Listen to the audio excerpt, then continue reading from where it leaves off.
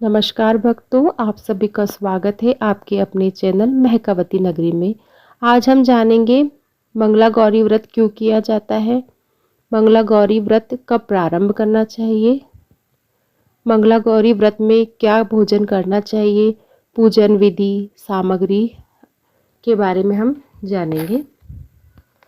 मंगला गौरी व्रत सावन माह के पहले मंगलवार से प्रारंभ करना चाहिए।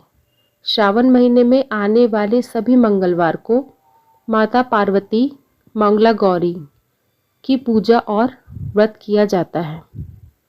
यह व्रत अखंड सौभाग्य, पति की लंबी उम्र और परिवार की सुख शांति के लिए किया जाता है।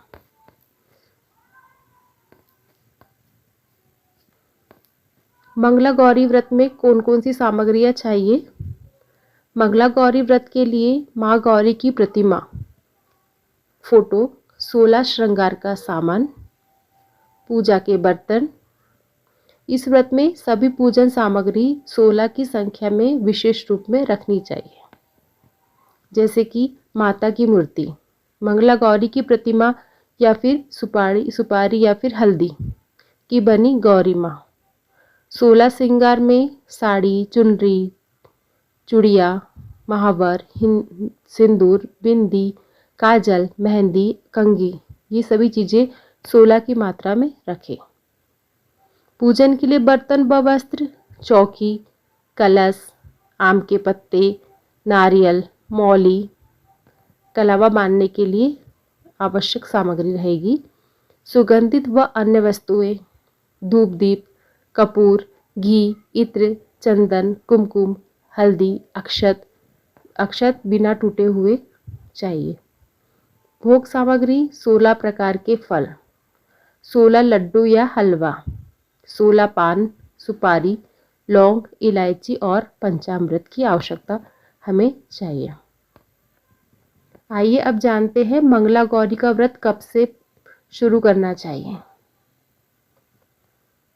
श्रावण मास का पहला मंगलवार, जो इस बार 14 अगस्त 2026 यानी कि कल की तिथि को पड़ रहा है, तो कल से प्रारंभ कर सकते हैं। यह व्रत सावन महीने के हर मंगलवार को रखा जाएगा। आइए इनकी तिथि जान लेते हैं। पहला जो व्रत रहेगा वो कल 4 अगस्त को मंगलवार को होगा।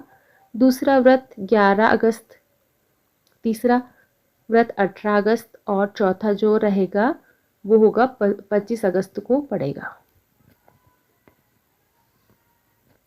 कुछ जरूरी नियम और जानकारी है।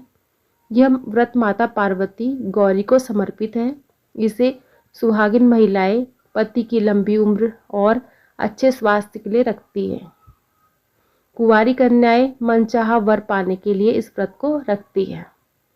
पूजा सुबह के समय या शाम को प्रदोष काल में की जाती है। आइए जानते हैं मंगला गौरी व्रत में क्या खाना चाहिए।